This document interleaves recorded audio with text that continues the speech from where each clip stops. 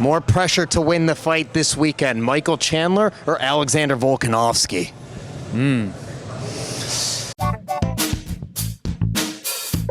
This is the Schmo with the Pro, with one of the most decorated collegiate wrestlers in all of time. He's 7-0. He's the UFC middleweight. Give him a tickle. Bo Nickal in the flesh. American Top Team. How we doing? Doing great. Just got a good workout in. Thursday sparring day, so got a bunch of good rounds, but feeling good. Excited for this fight May 3rd. You got a nice shiner going over that left eye. Yeah, man, that's what happens. Part of the job. You know, most day jobs, people are, sitting in an office, and I'm getting punched in the face, so a little different, but I just take it as part of the job. It can't be an intense training camp without any battle scars. Yeah, no doubt. I mean, that's why I'm down here at ATT. A lot of the best fighters in the world and the best gym in the world. So, I'm just happy to be around people that are sharpening me, making me better, and I'm improving every day. So it's been a good camp so far. Looking forward to seeing you return. It's not going to be a pay-per-view fight, but you're the co-main event. It's going to be in Iowa, big-time fight night against Rainier de Ritter. That guy's been decorated. That guy's been a champion in multiple weight divisions in a different organization, 2-0 inside the UFC. Obviously, the toughest competition you've seen to date inside an octagon. How are we feeling about all this? Man, I feel great. For me, I love what I do. I love fighting. I love the sport and improving and getting better. And I want to be the best in the world. So I want to continue to challenge myself against better and better guys. And I think de Ritter, as you mentioned, he's the best guy that I've fought, is very accomplished, and presents a lot of challenges. So, that's why I train as hard as I do. I don't train as hard as I do to just beat, average competition. I want to continue to improve and get better and beat the best guys in the world. We know about your skills on the ground. You're developing day by day on the feet. If we were to rank your skills 0 to 10, 10 being the best, how satisfied are you with what your level is at right now, and what would that score be? For me, I'm always looking to improve in every area, whether it's striking, grappling, even wrestling. I wrestled 25 years, and I'm still improving in that. So for me, my mindset is just permanent beta. I'm always looking to improve and get better. And so, for me, the process is the focus. It's not the destination. And so there's never really like an end goal. I don't think I could ever reach a 10 out of 10 in anything. And so I'm always looking to improve. Are we even in the 7s yet, Bo? I don't know. I mean, it's all relative, right? I guess. I think that relative to the rest of the world, I'm definitely a pretty elite. But there's a lot of guys that are better than me in certain areas, and for my potential, I think that I'm just scratching it. So I think there's a lot of room to improve. I've been fighting professionally in MMA. It'll be 3 years in June. So I think that in itself says a lot that I'm where I'm at, and I've only been fighting as a pro for a few years. Before you even get double-digit fights as a pro, do you anticipate fighting for a title? It's possible, I guess. It would have to be in the next couple, right? Pretty quick. But I think that I would like to get double digits and get more experience. So for me, again, the focus is the process. It's continuing to improve, get better, and polish and sharpen all my skills every day. And I'll get where I want to be without a doubt. And it doesn't really matter what happens along the way. It's all a learning experience and part of my growth. And so, yeah, again, the destination isn't the focus. It's just improving every day.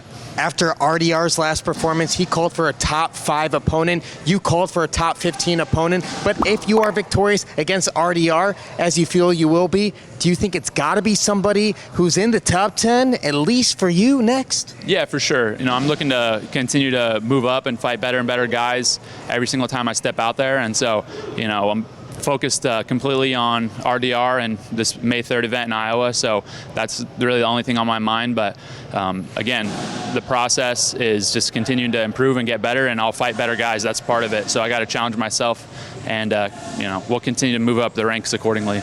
I know RDR is on your mind right now, but something the Bo and Schmo have talked about in the past is Khamzat Chimaev. If we do see that matchup one day, it could potentially be one of the biggest fights in UFC history, just based off of your accolades and based off of what we've seen him do inside the cage. Do you foresee him being the champion when you fight for the championship? Yeah, I think that he's a guy that everybody's seen as one of the best guys in the world for a long time, and he's continued to prove himself against top competition. His last fight was an incredible performance. He'll be fighting for the title soon, and I think that his skill set is is really hard to deal with. And so, as I move up the ranks and continue to get better and improve, I think that fight, I'm hoping that we can make it happen, and I'll be ready to go when the time comes. Dricus Du Plessis, what has impressed you the most from the middleweight champion? Because a lot of people have doubted him, have doubted his style, and he's been victorious. Yeah, people complain about his style and say it looks ugly, this or that, but at the end of the day, it's about what gets the job done, and he's proven that he can get the job done. And I think what impresses me the most about him is he has an amazing belief in himself, and he fights, with his heart on his sleeve, I guess, right? Like, he goes out there 100% and he goes to win. So I think that his belief in himself really sets him apart from a lot of people, and you can see it in the way he fights. Islam Makhachev, do you want to see him defend the 155? Do you want to see him go up to 170? Heck, we've even heard him talking about going for 3 belts in your weight division, middleweight as well. Man, that's funny. No, that's a big jump. But I think that right now, I would love to see a fight between him and Topuria. I don't know what the matchups are going to look like with Topuria moving up to 55, but I would love to see Ilya and Islam match up there. I think it's would be a super fan-friendly fight, and you pit 2 guys that, in my mind, are probably top 3, if not top 5, like pound for pound best guys out there right now. So I think that that's a fight that it should happen in my mind. More pressure to win the fight this weekend, Michael Chandler or Alexander Volkanovski? I think anytime you go out there with a belt on the line, it's a massive amount of pressure. And, I would say that considering Volk's last few fights, he probably has a little bit more pressure on him. This is an awesome opportunity for him to go out there and, main event in UFC Miami and get the belt back. And I think he's a guy that I've always seen as a guy I respect a lot and who I love watching. So I think he has some pressure on him, but Chandler as well. Paddy is a tough opponent, and anytime you see a guy with hair like that, you really don't want to lose to him. So that's something that it would be on my mind if I were Chandler.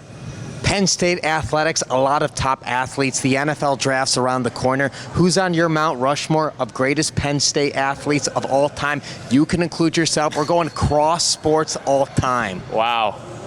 Man.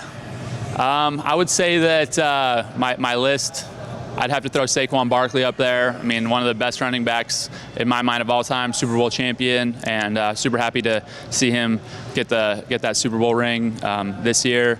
Love Micah Parsons. He's a good friend and a guy that I've always loved, and he's a guy that is known for his football, but he grew up wrestling, which is pretty cool as well. And then I'd put my wife, Maddie Nickal, formerly Maddie Holmberg. She's a track athlete, 2-time Big Ten champion, NCAA All-American a bunch of times, so she's probably my number 1 as far as the all-time Penn State athletes go. And then are we including yourself as the 4th? No, I think that there's a couple guys on the wrestling team that have done some amazing things. I look at Carter Starachi, won his 5th national title this year. Aaron Brooks, 4-time NCAA champ.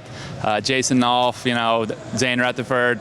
There's a long list of guys that I look up to and who I think are amazing athletes. And so, Penn State, it's tough to be on that Mount Rushmore. There's a lot of good athletes.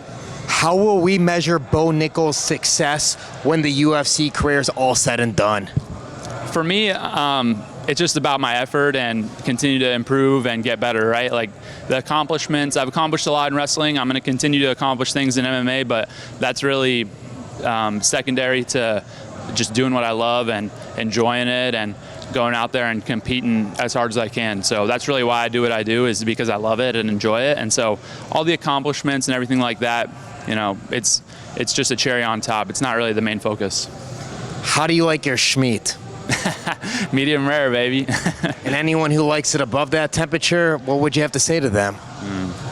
You might as well just be eating chicken, I guess. Like for me, it's medium rare. That's the way to go. If you do it differently, then I don't know. Just go eat some veggies or some chicken or something. And you only season it with salt, or do you use other things as well? Yeah, it depends on what I'm doing, right? Like if I got a really nice steak, like a Wagyu ribeye bone-in, I'll just throw some salt on it. But if I'm doing a brisket, I keep it classic, salt, pepper, garlic, throw it in the smoker, throw it on the Traeger for, 12, 14 hours, and it depends. I'm not a guy that's like, a purist, but it's whatever you like. But most important thing is to put some love and some care into it. If you're gonna grill meat, it's like, you got to put your heart and soul into that. Don't just do it, half-heartedly. And the preparation's key too. Do you keep it at room temperature before you put it on the grill, before you put it on the heat? 100%. So the process, 24 hours before I'm ready to go, I'm going to take that thing out of the fridge. I'm going to pat it dry, throw some salt on it, throw it back in the fridge, dry brine it. Hour before I'm ready to cook, I'm going to pull it out, get it to room temp, and then we're ready to go. This is a regiment that stuck with you for day and day and day. Yeah, for sure. It's a process. It's the same as fighting, right? Like, if you're going to go into a fight, you want to prepare. You're going to do a 10 or 12 week training camp. You're going to get ready for your specific opponent. You're going to bring sparring partners in. It's the same thing when you're grilling meat. You're going to find your meat, look what you're going to do. You're going to get the rest of, your seasoning or whatever you need. Make sure you're doing it on the right grill. For me, I like to reverse sear everything, so I'm going to reverse sear on a Traeger or something, ideally a real wood fire smoker, and then for searing it off, I'm gonna do a real wood fire. I like the Brio. I got the grill grate right over a real wood fire. Get that thing just flames going crazy, and then a real sear on the fire. That's the best way to do it in my mind. The attention to detail is second to none. Can we get a final message for all the Bo Nickal fans out there worldwide? Yeah, just thank you for supporting me. I appreciate it. It means the world to me, and I'm excited to compete May 3rd. I'm gonna go out there, and for me, it's all about effort, gratitude. I'm grateful for all of my fans, grateful for all the opportunities I have, and I give it 100% every day, and it'll be no different on fight day. You got a promo ready on the mic? Nah, just be off the cuff. For me, I just go straight off the dome, and we'll see how it goes with the interviewer. I like to keep it just right off the top of the head. There it is. He's the pro. I'm the Schmo. American Top Team. We're out.